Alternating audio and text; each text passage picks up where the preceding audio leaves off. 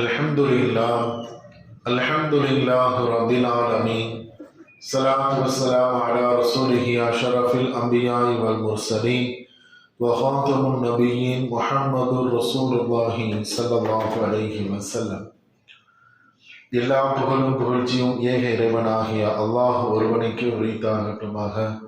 அன்பிற்கும் இறைநேசத்திற்கும் உரித்தான அல்லாஹுவின் நல்லடியார்களே, அருமை நாயகம் ஸல்லல்லாஹு அலைஹி வஸல்லம் அவர்களின் பரக்கத்தும் பாக்கியமும் நிறைந்த உம்மத்துமார்களே, அல்லாஹுவின் அருளால் ரமலான் மாதம் பிறை 23ஆம் நாள்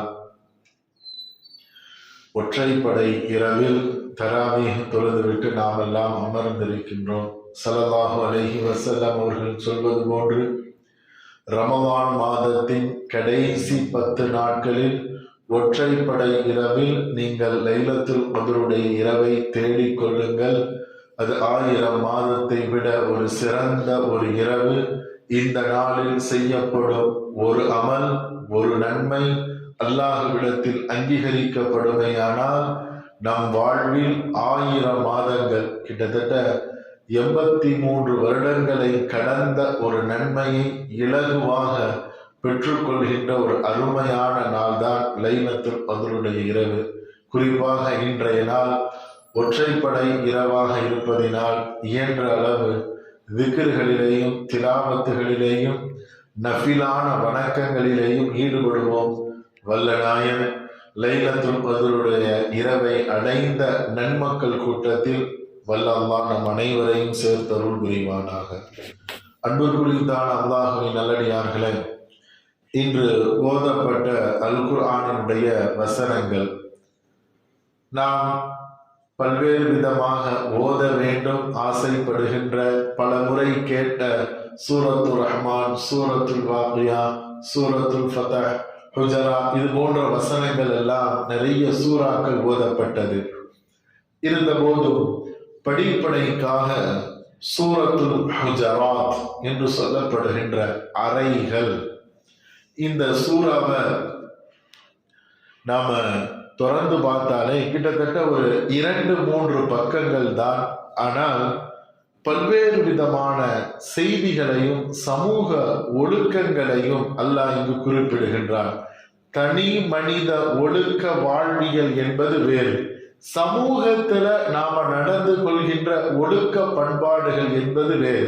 அதை இந்த சூறாவில் அல்லாஹ் தெளிவாக சட்டதிட்டங்களை வரிசையாக ஒரு ஆயத்து விடாம எல்லா ஆயத்திலையும் ஒவ்வொரு செய்தியை அல்லாஹ் சுட்டி காண்பித்துக் கொண்டே இருக்கின்றார். நீங்கள் நேரம் கிடைக்கின்ற சமயத்தில் கண்டிப்பாக சூரத்துல் ஹுஜராத்தினுடைய தர்ஜுமாவை நீங்கள் வாசித்து பாருங்கள். நிறைய செய்தி எடுத்தவுடன் ஒரு 4 வசனத்தில் அல்லாஹ் சொல்கின்றார், இறை தூதரிடத்திலேயும் இறைவனிடத்திலேயும் நீங்கள் எவ்வாறு நடந்து கொள்ள வேண்டும். முதல் செய்தி, நீங்க இறை தூதரிடத்துல சத்தம் போட்டு பேசக்கூடாது. சத்தம் போட்டு அவங்க முன்னாடி நீங்க பேசுனீங்கன்னா உங்களுடைய அமல் எல்லாம் பாழா போயிடும். நீங்க அதை உணரவே மாட்டீங்க. இன்னைக்கும் மதீனா நகர் அமைதியா தான் இருக்கு. அங்கு சப்தங்களோ எந்த ஒலிகளும் அளவுக்கு மீறி எழுப்பப்படவே படாது. ஏனென்றால் நாயகம் மண்ணில் இன்றும் வாழ்ந்து கொண்டிருக்கின்றார்கள். அதனாலதான் மதீனத்து மண் இன்னைக்கும் அமைதியா இருக்கு. அல்லாஹ் சொல்றான், யா அய்யுஹல்லதீன ஆமனூ லா தர்ஃபஉ அஸ்வாத்தகும் ஃபௌக ஸௌத்தின் நபி, நபியினுடைய சப்தத்தை விட உங்களுடைய சப்தம் உயரவே கூடாது. அப்படி நீங்க செஞ்சீங்கன்னா நீங்க எவ்வளவுதான் அமல் செஞ்சாலும் உங்களுடைய அமல்கள் எல்லாம் பாழா போயிடும். இப்படி அல்லாஹ் ஜல்லஷானஹு வ தஆலா இறை தூதரிடத்திலே நடந்து கொள்கின்ற நடைமுறையை அல்லாஹ் சொல்லித்தார். அடுத்து கொஞ்சம் 2-3 வசங்களை கடந்த உடனே 2 சமூகத்தார்கள் கூட்டத்தார்கள் சண்டை போட்டுக்கிட்டா, 2 சமூகம் சண்டை போட்டுக்கிட்டா நீங்க பார்த்துக்கிட்டு இருந்தே நீங்க எப்படி நடந்துக்கணும். அந்த 2 பேருக்கு மத்தியில நீங்க சமாதானப்படுத்தணும்.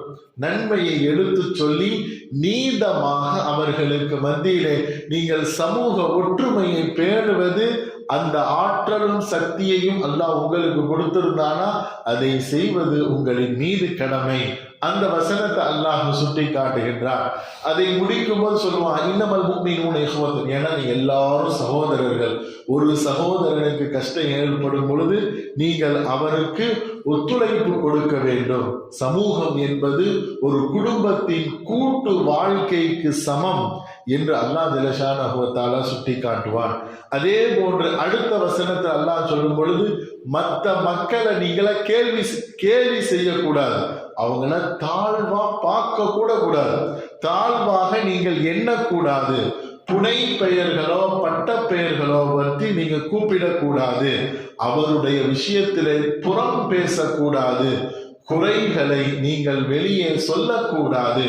அல்லாஹ்வே குறைய மறைச்சிட்டான்னா நீங்க ஆராய்ச்சி செஞ்சு அந்த குறைகளை மற்றவங்கள்ட்ட சொல்லக்கூடாது. இதையெல்லாம் சமூகத்தினுடைய பண்பாடுகள். இதையெல்லாம் அல்லாஹ் ஜல்லஷானஹு வ தஆலா சொல்லிக் கொண்டே வருகின்றார்.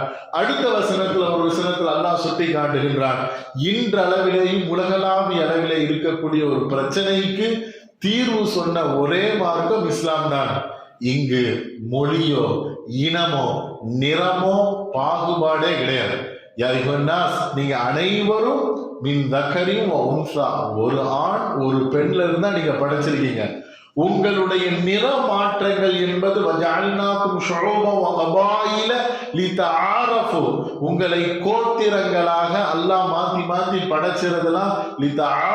உங்களை அறிந்து கொள்வதற்காக தான் அல்லாஹ் படைச்சிருக்கான். அதனால நிறத்தால் நீங்கள் வேறுபட்டவர்கள், மொழியால் நீங்கள் வேறானவர்கள், இனத்தால் மாற்றமுடையவர்கள் அப்படிங்கிறத இஸ்லாத்துல கிடையவே கிடையாது. அல்லாஹ் வன்மையாக அந்த இறைவசனத்திலே கண்டிக்கின்றார். இப்படி நாடுகளில் இருந்து சமூகத்திலே நீங்கள் நடந்து கொள்கின்ற ஒவ்வொரு செய்தியாக அல்லாஹ் ஜல்லஷானஹு வ தஆலா அந்த வசனங்களிலே குறிப்பிட்டு காட்டுகின்றார். சமூகத்தில் நடந்து கொள்கின்ற நடைமுறை என்பது ஒரு மனிதன் மற்ற மக்களுக்கு கொடுக்குகின்ற அங்கீகாரம். அதனால்தான் இஸ்லாம் உங்களையும் பண்படுத்த சொல்கின்றது. சமூகத்திலேயும் நீங்கள் நடந்து கொள்கின்ற நடைமுறையை அழகாக்க நடந்து சொல்லு. மற்றவங்கள்ட்ட நம்ம அழகிய நடைமுறையில் நடந்து கொள்ள வேண்டும். அதனாலதான் ஸல்லல்லாஹு அலைஹி சொன்னாங்க, உன்னுடைய சகோதரனை பார்த்து நீங்கள் புன்முறுவல் போர்த்தாலும் தர்மம். நம்ம சிரிச்ச முகத்தோட அவரை பார்க்கணும், அவரை பார்த்துட்டு சலாம் சொல்லணும். அவரை அழகிய முறையில் நடந்து கொள்வது நீங்கள் செய்த தர்மத்தின் நன்மையை பெற்றுக்கொள்வீர்கள் என்றார்கள் ஸல்லல்லாஹு அலைஹி வஸல்லம் அவர்கள். அல்லாஹ் அதனாலதான் சொல்றான், வலா யத்தபி பஅதுக்கும் அவ்ரதன், மற்றவங்களுடைய குறைகளை நீங்கள் தேடி திரியாதீர்கள், சகோதரனுடைய குறையை நீங்கள் ஆராய்ச்சி செய்யாதீர்கள். அல்லாஹ்வே அவருடைய குறையை மறைத்த பிறகு நீங்கள் அதை தேடாதீர்கள், அல்லாஹ் உங்களை பார்த்து கொண்டிருக்கிறார் என்ற செய்திகளை எல்லாம் குறிப்பிட்டு இந்த வசனங்கள் நமக்கு சொல்லித் தருகிறது. நம்முடைய வாழ்வில் ஒரு மனிதர் இன்னொரு மனிதருக்கு சகோதரர் ஆவார்.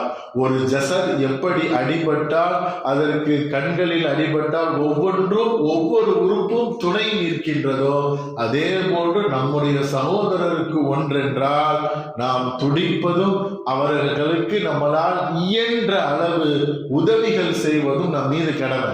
நம்முடைய கண்ணுக்கு முன்னால் வாழுகின்றார்கள் என்றால் நாவால் கரத்தால் செய்யணும். இல்ல கடலுக்கு அப்பாற்பட்டு இன்னைக்கும் பலஸ்தீன் உட்பட பல இடங்கள்ல முஸ்லிம்கள் அனுபவிக்கின்ற அந்த சித்திரவதையான இதை கேள்விப்படும் போது நம்ம மனசு கொதிக்கதான் செய்யுது. அந்த சகோதர உணர்வில் அவர்களுக்காக இறைவனிடத்திலே நீங்கள் சிந்துகின்ற அந்த கண்ணீரும் உங்களுக்கு மிகப்பெரிய நற்பாக்கியத்தையும் அவர்களுக்கும் அது மிகப்பெரிய ஊந்துதல் சக்தியாகவும் உங்களுடைய சகோதரருக்கு நீங்கள் செய்த கடமையின் நன்மையை நீங்கள் பெறுவீங்க. இதெல்லாம் இஸ்லாம் கற்றுத்தருகின்ற சமூக ஒழுக்க பண்பாடாக இருக்கின்றது. பிறர் நம்மால் நலமாக வாழ்ந்தார்கள் என்று இருப்பதுதான் ஒரு முஸ்லிமின் அழகிய நடைமுறையாக இருக்கும்.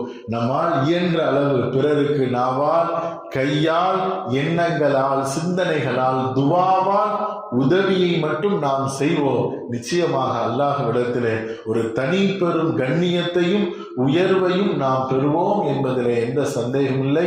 வல்ல நாயன் நம்முடைய வாழ்வை பிறருக்கு பயனுள்ளதாக